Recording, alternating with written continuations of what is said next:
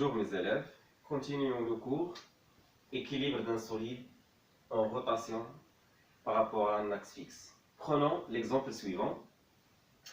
Une boule homogène attachée à un fil ou bien suspendue par un fil inextensible de longueur L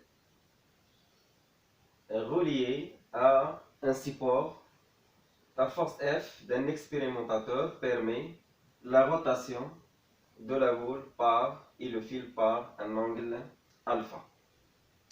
Les données sont alpha, L, la masse, le rayon, G, presque égal 10, 9,81. Prenons 10 pour simplifier le calcul. Maintenant, la première question, donnez l'inventaire des forces.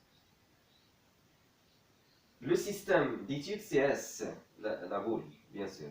Donc, les forces appliquées sur S sont les suivantes. Premièrement, le poids. Deuxièmement, T, la tension des fils. Troisièmement, F, la force appliquée par l'expérimentateur. Donc, on a la force F. Je trace, après donner l'inventaire des forces, on trace les forces. Pourquoi? Pour simplifier la réexpression des moments. Donc la force F horizontale à partir d'un point donné A. La deuxième force c'est la force poids à partir du point G, centre d'inertie de la boule. Ensuite, à partir d'un point donné B, on a la force T, tension du fil. On néglige les frottements dus à l'air ambiant ou bien la force d'Archimède dans l'air sont deux forces négligeables. Donc il nous reste trois forces. On dit que le solide boule est en état d'équilibre lorsque la première condition est vérifiée, c'est-à-dire la somme des forces extérieures égale vecteur nul, c'est-à-dire P plus T plus F égale vecteur nul. C'est ça la première condition d'équilibre. Nous, on a déjà traité cette condition-là. Nous, maintenant, on cherche dans ce cours-là l'expression du moment. Puisque le corps solide est en état d'équilibre, on a la deuxième condition, c'est la condition, la somme des moments égale 0. Quel moment? Le moment de ces trois forces-là, c'est-à-dire le moment par rapport à delta de la force poids, plus le moment par rapport à delta de la force tension, plus le moment par rapport à delta de la force F égale 0. Si la somme des moments égale 0, on dit que le système est en état d'équilibre. Et si le système est en équilibre, on dit que on peut écrire la somme des moments par rapport à delta de toutes les forces extérieures égale 0. Maintenant, deuxième chose, premièrement, on a donné les forces. Deuxième chose, il faut réexprimer, c'est-à-dire donner les relations mathématiques gérant les moments de chaque force à part. Commençons par la première force, c'est la force poids.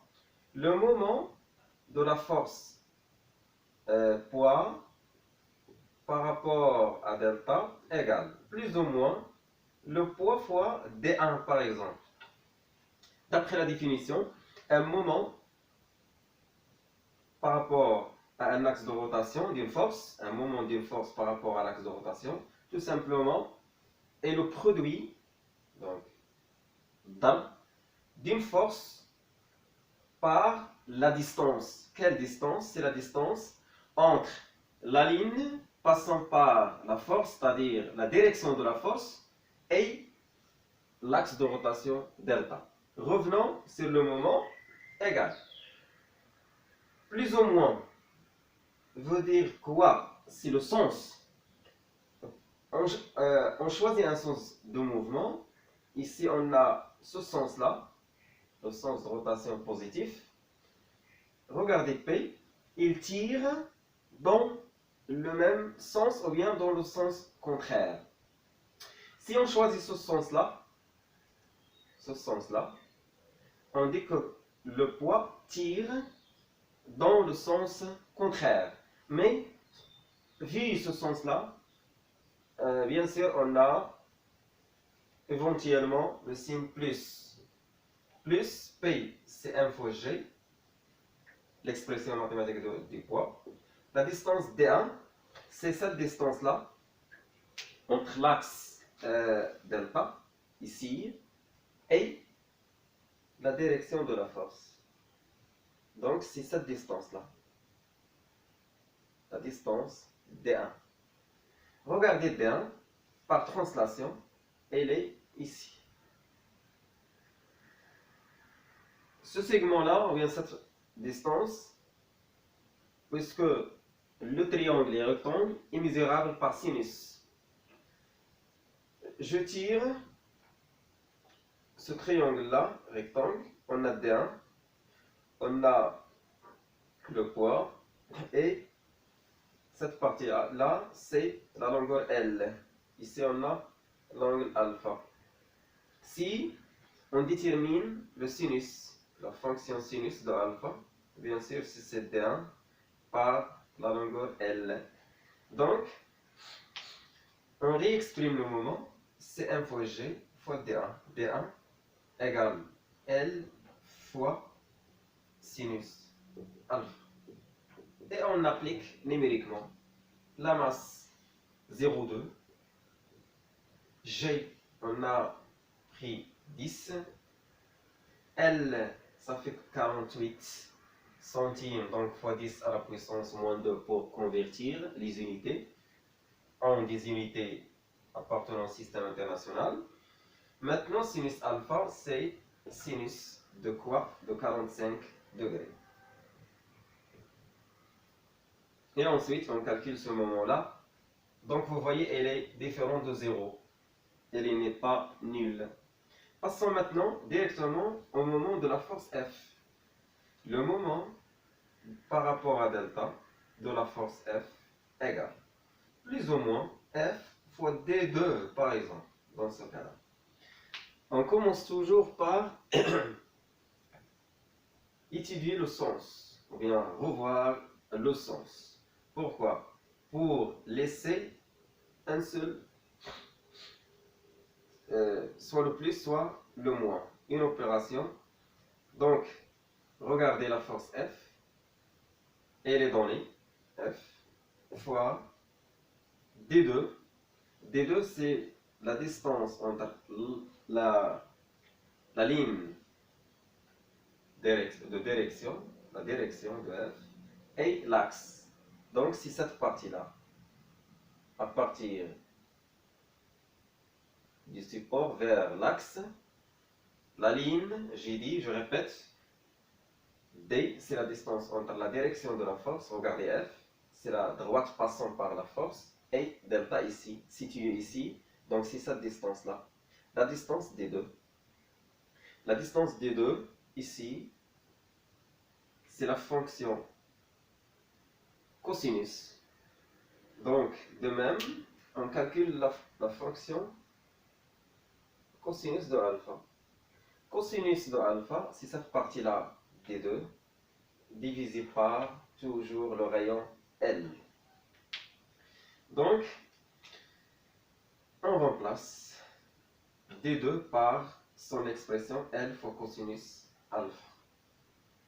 Maintenant, le sens, F tire ici, le sens de rotation est dirigé vers, de même que le sens des aiguilles d'une montre. Donc, il est clair que F a un sens négatif.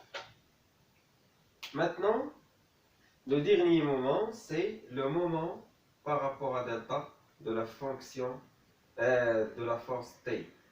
De même, plus ou moins T fois D3 maintenant. Regardez T, la tension du fil, elle est là.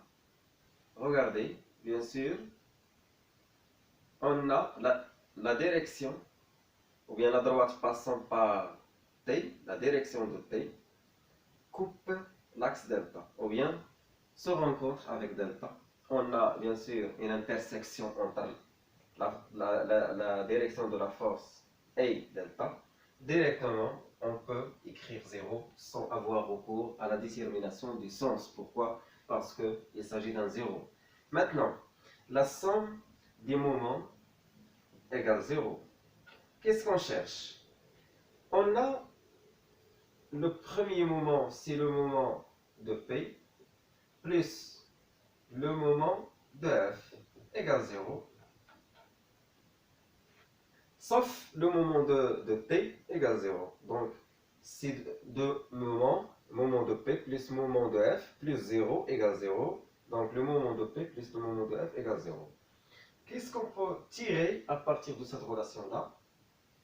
On réécrit le moment de P, c'est mg fois L sinus alpha, moins F fois L cos alpha, c'est le moment de F, égale 0. Donc, F fois L cos de alpha égale mg fois L sinus alpha. On simplifie par L et on détermine tout simplement la force F. F égale m fois g sinus alpha divisé par cosinus alpha. Ou bien m fois g tangente alpha. Donc, cet exercice-là, cette situation problème, permet le calcul ou bien la détermination de la force F. F a pour expression mathématique mg fois tangente alpha. Maintenant, application numérique M0, 0,2, G10, tangente de 45. La tangente de 45, c'est 1. Donc, qu'est-ce qu'il nous reste? 2 newtons. Donc, vous voyez, on a appliqué la deuxième condition d'équilibre, la somme des moments égale 0. Pourquoi? Pour une seule chose, c'est la détermination d'une grandeur physique, c'est la force F. Et je pense que cette explication vous aide à comprendre le cours. Donc, on verra par la suite une deuxième application. Merci.